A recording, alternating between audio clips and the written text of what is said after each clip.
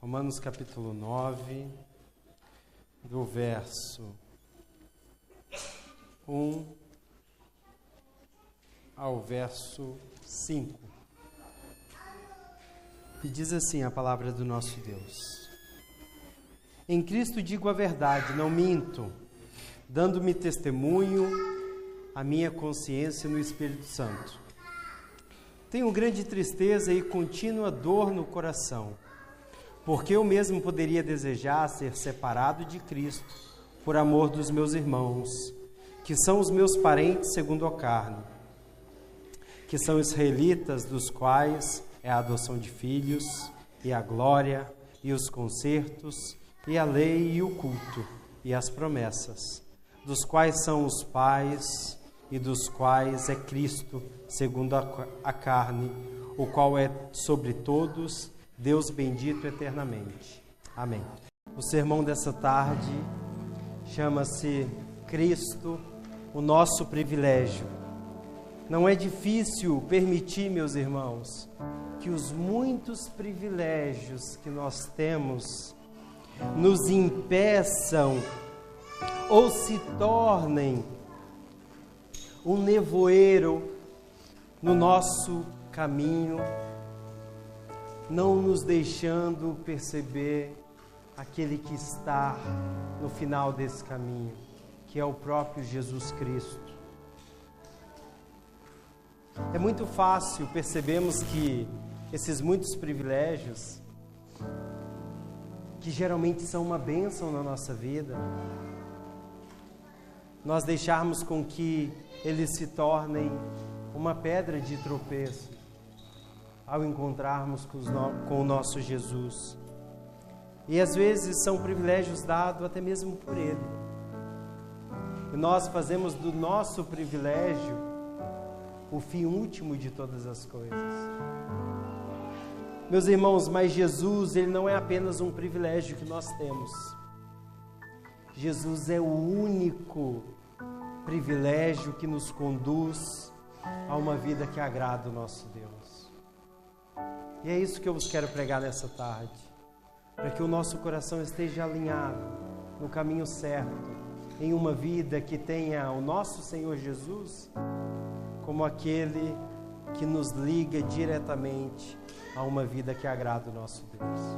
Eu quero orar nessa hora para que o Espírito Santo tome o seu lugar no nosso meio e assim faça uma obra, abrindo os nossos corações e os nossos ouvidos.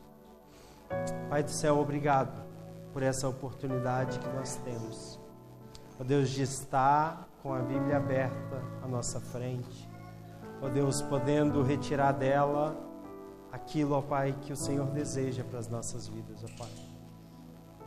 Pai, toma o seu lugar no nosso meio, possamos, ó Deus, uma vez mais ser cheios pelo Teu Espírito e que possamos sair dessa tarde, ó Deus, satisfeito, ó Deus, com aquilo que a Tua Palavra diz a nosso respeito. Teu Espírito abra os nossos corações e os nossos ouvidos espirituais. Me ajude nessa tarefa, Deus, de ensinar, Pai, o Teu povo. Eu sei, ó Deus, que eu coleciono falhas, ó Deus, mas o importante aqui não é o Newton. Ó Deus, é aquilo que a Tua Palavra quer dizer aos nossos corações. É no nome do Teu Filho, aquele que se entregou por nós, desceu, ó Deus, ao Hades, ó Pai, mas ressuscitou, ó Deus, está à Tua direita, no nome dele que nós oramos. Amém. Meus irmãos, nós terminamos a série de mensagem que nós estávamos e agora vamos dar uma pausa até setembro para voltar ao que nós planejamos para este ano completo. Então, nesse mês de agosto, nós iremos fazer alguns sermões livres, seguindo também o lecionário. E nós, então, eu escolhi para essa tarde o livro de Romanos. Isso, vamos deixar o Joaquim ter o tempo dele. Nessa tarde, eu escolhi o livro de Romanos para que pudesse direcionar e conduzir o nosso culto. Romanos, principalmente essa parte que nós estamos vendo, o capítulo 9 abre a segunda grande sessão do livro. Ou seja, do capítulo 9 ao capítulo 11 é a segunda grande sessão. Porque a primeira grande sessão é do capítulo 1 até o capítulo 8. Do capítulo 1 até o capítulo 8, o apóstolo Paulo está a ensinar sobre a justificação pela fé. E no capítulo 9, ele vai estar, capítulo 9, 10 e 11, ele vai estar falando do estado real de Israel hoje. Não somente hoje, mas também naquela época. Então, eu não vou entrar em algumas discussões que são próprias da academia, porque o meu objetivo aqui não é trazer uma discussão acerca daquilo que acontece na academia, mas pregar um sermão que fale aos nossos corações. Então, Paulo, quando começa o capítulo 9, ele muda o tom e enfrenta uma pergunta que surge com aquilo que ele havia falado no capítulo 8. E qual é essa pergunta? Que é uma pergunta inevitável. Se o evangelho é verdadeiro, por que a maioria de Israel, o povo da promessa, da aliança, da lei e dos patriarcas, rejeitou o Messias? Essa é uma pergunta que surge depois do capítulo 8. E essa pergunta surge naturalmente depois da argumentação do apóstolo. Mas é interessante notar como o apóstolo Paulo começa a responder essa pergunta difícil. Vamos lá, no verso número 2. Ele começa a responder não com uma argumentação lógica, mas ele começa a responder com lamento. O apóstolo Paulo fala: tenho grande tristeza e contínua dor no coração. Essa tristeza tinha uma razão, meus irmãos. Paulo compreendia que Israel estava a rejeitar o seu próprio Messias. E ao fazê-lo, permanecia assim a única oportunidade de salvação. Ao rejeitar Cristo, eles estavam rejeitando a única esperança de salvação, que é o próprio Jesus Cristo. Essa tristeza do apóstolo nasce de um amor que enxerga com clareza o que está em jogo. O apóstolo Paulo sabe aquilo que está em jogo, até porque em outras partes das Escrituras, em outras partes da sua carta, ele vai dizer que ele era desse povo. Ele justifica a sua argumentação porque ele fazia parte desse povo, ele sabia o que estava em causa. E é justamente por ter essa clareza que ele tem e que falta a Israel, como nós veremos ao longo do capítulo, que essa tristeza ela mexe com o apóstolo Paulo. Ela causa dor, ela causa tristeza. E a tristeza pelos perdidos, meus irmãos, elas devem caracterizar a vida de todo cristão, que compreende que Cristo é a única esperança de salvação. Quem conhece a graça de Deus não consegue olhar para a incredulidade dos outros e agir de forma indiferente. Eu não sei quantos de vocês colecionam nomes na vossa lista de oração que não conhecem a Cristo e vocês têm uma vida de oração a partir dessa incredulidade. Eu não sei quantos de vocês que colecionam pessoas que não conhecem a Jesus Cristo, e isso leva vocês a se entristecerem. Levam vocês a orarem por essas pessoas. Quem experimenta a graça de Deus se entristece ao perceber que há um familiar, ao perceber que há um amigo ou um conhecido que não desfruta dessa graça. É isso que nós vemos no exemplo do apóstolo Paulo. O próprio Jesus, ele teve compaixão de um povo que estava como ovelha sem pastor, um povo que não desfrutava dessa graça. Nós vemos isso no exemplo de vida de Jesus. E agora nós estamos vendo também no exemplo de vida do apóstolo Paulo. Esse mesmo sentimento, ele deve existir em nosso coração quando nós pensamos naqueles que não estão a desfrutar essa graça. Eu quero que vocês tenham isso em conta quando pensem em um dos vossos familiares ou em um amigo no trabalho. Por exemplo, hoje, lá na Igreja da Lapa, nós recebemos uma mulher do meu trabalho que eu convidei ela, e há muito tempo ela não tinha ido e hoje apareceu. Vocês devem cultivar nomes na vossa mente que não conhecem e não desfrutam dessa graça. Porque isso faz parte do nosso exemplo, faz parte daquilo que o apóstolo Paulo diz. Tamanha era a agonia do apóstolo Paulo e esse amor pelos judeus, que ele chega a declarar-se que, se fosse possível, ele desejaria ser anátema, separado de Cristo, amaldiçoado em troca da salvação de seus irmãos, como nós vemos no verso 3. Olha o verso 3. Porque eu mesmo poderia desejar ser separado de Cristo, em outras traduções, anátema, por amor dos meus irmãos, que são meus parentes segundo a carne. Meus irmãos, anátema é uma palavra grego para maldito, maldição, fazer de uma pessoa maldição. E essa é uma palavra muito forte na boca do apóstolo Paulo, porque ele já chegou a usar essa palavra em outras ocasiões. Como, por exemplo, em Gálatas 1:9, quando ele fala que uma pessoa que ensina um falso evangelho, ele deveria ser considerado maldito, ele deveria ser considerado anátema.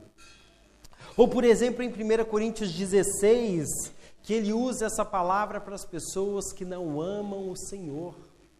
Uma pessoa que não ama o Senhor é uma pessoa maldita. Paulo conhecia o peso dessa palavra. E mesmo assim, ele estava disposto a carregá-la por amor dos judeus. E nós vemos, meus irmãos, por exemplo, em Atos, que embora o apóstolo Paulo ele tenha sido chamado aos gentios, nós vemos que em todas as oportunidades que ele tinha, ele desejava pregar em alguma sinagoga.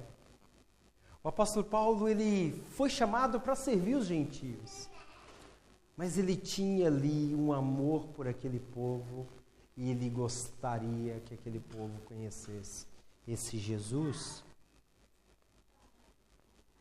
É esse tipo de amor que o texto quer produzir em nós. Um amor disposto ao sacrifício por aqueles que, tendo muitos privilégios ou muitos motivos para ver Cristo com clareza, ainda assim não conseguem ver. E nessa hora tem passado vários nomes na minha mente, aonde tiveram várias oportunidades de enxergar a Cristo e mesmo assim eles não conseguem enxergar. Vários amigos que cresceram em lar cristão,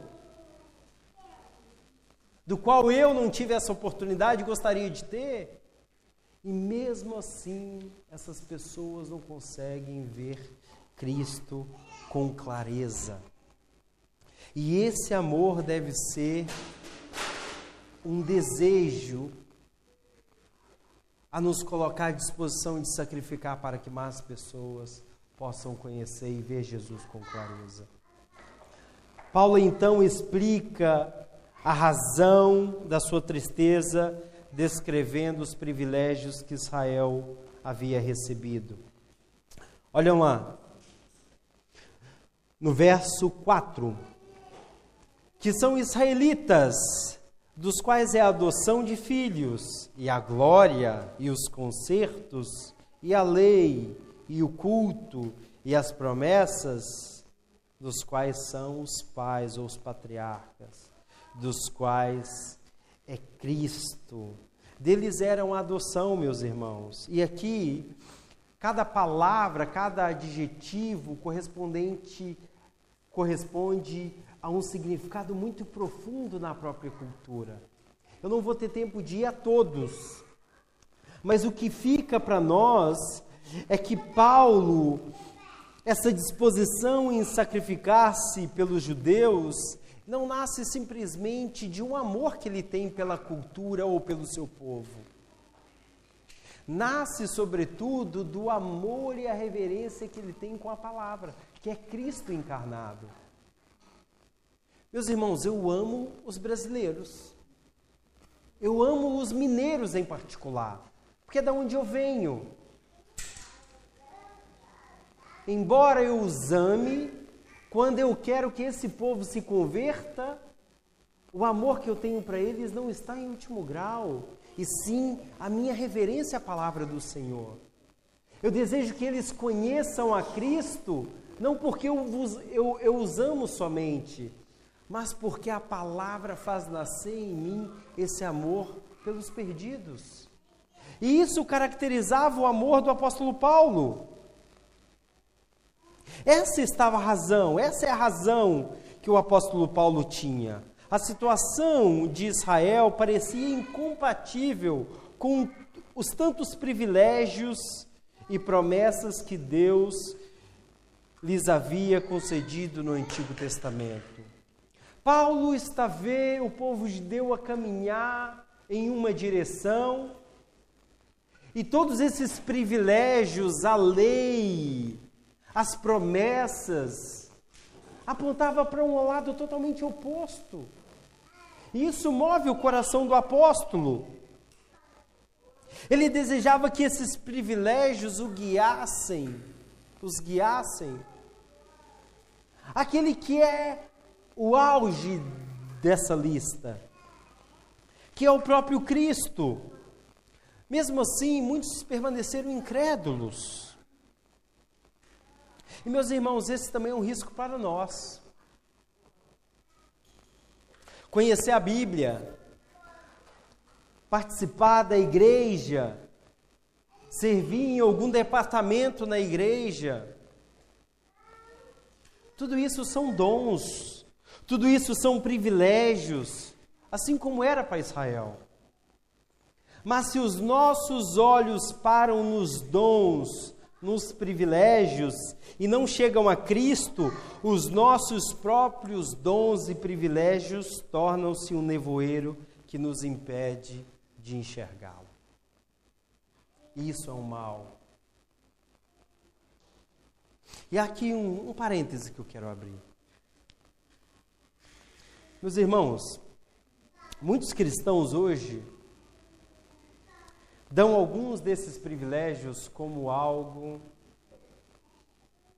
garantido. O casamento como algo garantido, a vida na igreja como algo garantido, a fé como algo garantido, a parentalidade como algo garantido, e não fazem nada para os fortalecer.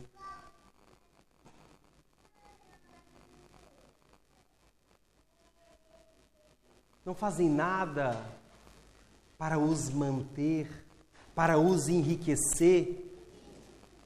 Acham que o serviço na igreja é vitalício e por isso podem fazer de qualquer maneira. Acham que o casamento, ele não precisam de manutenção, que não precisam de responsabilidades. Acham que a fé, ela não precisa de uma vigia constante. E dá isso tudo como garantido. O marido, pelo fato de ter esposa, não precisa dar tempo. Tudo isso são privilégios, meus irmãos. a parentalidade, a criação dos filhos, como garantido, e não educam, como se não houvesse um trabalho, como se não houvesse uma responsabilidade em causa. Nós vemos isso até mesmo nos calvinistas, meus irmãos, que compreendem mal a doutrina e acham que tem que ficar de braços cruzados, sem valorizar a disciplina espiritual. Isso é ruim, porque caímos no mesmo erro, nos mesmos erros que os israelitas. Desfrutavam de privilégios e achavam que estava garantido, que era um povo de Deus.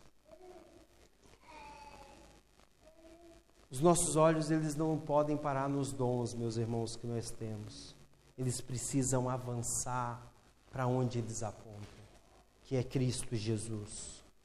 E no auge dessa lista, como nós vemos no capítulo 5, está Cristo. Perceba a ordem do apóstolo Paulo. Todos os privilégios culminam em Cristo. Todos esses privilégios apontam para Cristo.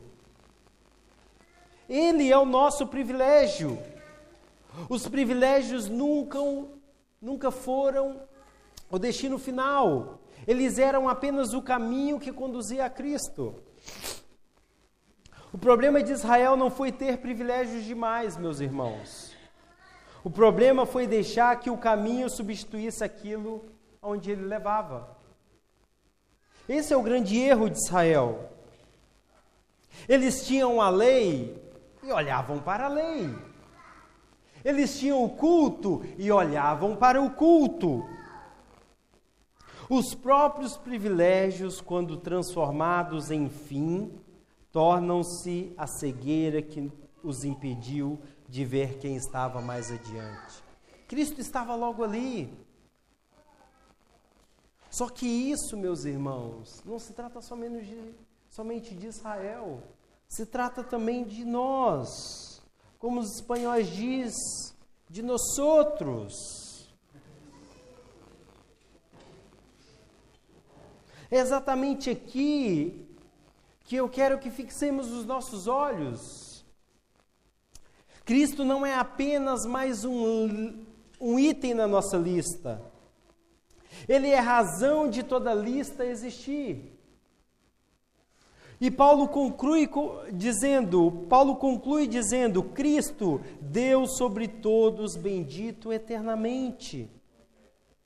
Israel tinha tudo, mas esse tudo acabou tornando-se um obstáculo para enxergar aquilo que eles realmente precisavam. E nós? Os privilégios que Deus nos deu ainda apontam para Cristo ou já se tornaram o destino final do nosso olhar?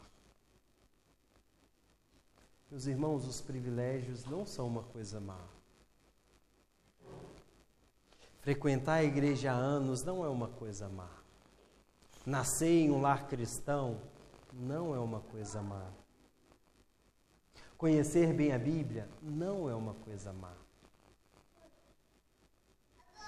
Servir na igreja não é uma coisa má. O problema é quando essas coisas ocupam o lugar de Cristo na nossa vida. O casamento não é uma coisa má. Os filhos não são uma coisa má. Só que quando tudo isso toma o lugar de Cristo na nossa vida, aí sim, estamos valorizando o dedo que aponta o caminho a ser seguido. E aí se torna uma coisa ruim. Meus irmãos, as bênçãos que Deus nos dá não podem se tornar uma pedra de tropeço para seguir o nosso Senhor. Nós precisamos ter cuidado com isso. Quando todos esses privilégios deixam de nos conduzir a Ele e passam a impedir que o vejamos como nosso tesouro, como o nosso propósito último de vida, nós precisamos nos arrepender. Eu não sei se tem alguém aqui nessa tarde que está substituindo Jesus pelos privilégios que eles têm te dado. Eu não sei se há alguém aqui que tem desfrutado de bênçãos de Jesus, mas tem tornado essas bênçãos pedra de tropeço para não avançar em confiança e em amor ao nosso Senhor.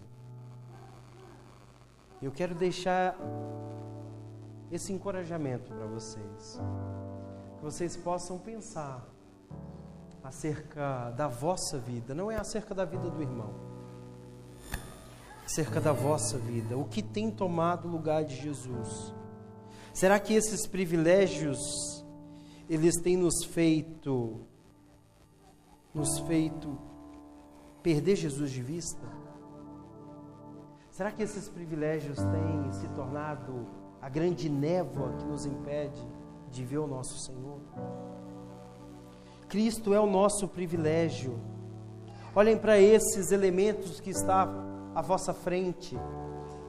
Ao partir o pão e degustar do vinho nessa tarde, perceba esse privilégio que nos é dado. Perceba o privilégio que está diante de vós.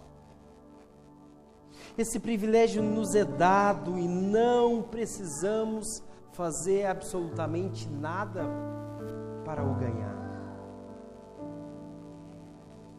Nós não precisamos fazer absolutamente nada para desfrutar desse privilégio.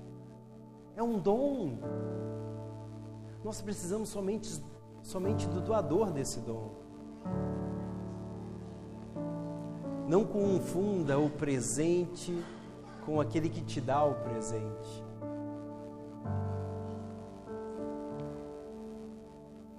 Cristo, Ele já fez tudo no nosso lugar, meus irmãos. Ele tomou o nosso pecado, Ele tomou a nossa culpa, Ele tomou a nossa vergonha, para que hoje possamos desfrutar de paz e comunhão com Deus, e desfrutar desses privilégios que Ele nos dá. A igreja, a fé, a companhia dos irmãos, o trabalho, os filhos, tudo isso são privilégios que o Senhor nos dá. E Ele quer estar conosco a desfrutar isso, desde que o nosso coração esteja no lugar correto. Não se contente com os dons quando pode desfrutar do doador. Porque Cristo não é apenas mais um privilégio entre muitos. Ele é o privilégio que dá sentido a todos os outros. Quero convidar aqui o pastor Felipe para ministrar a ceia do Senhor. E ao tomar a ceia do Senhor, pense e medite nisso.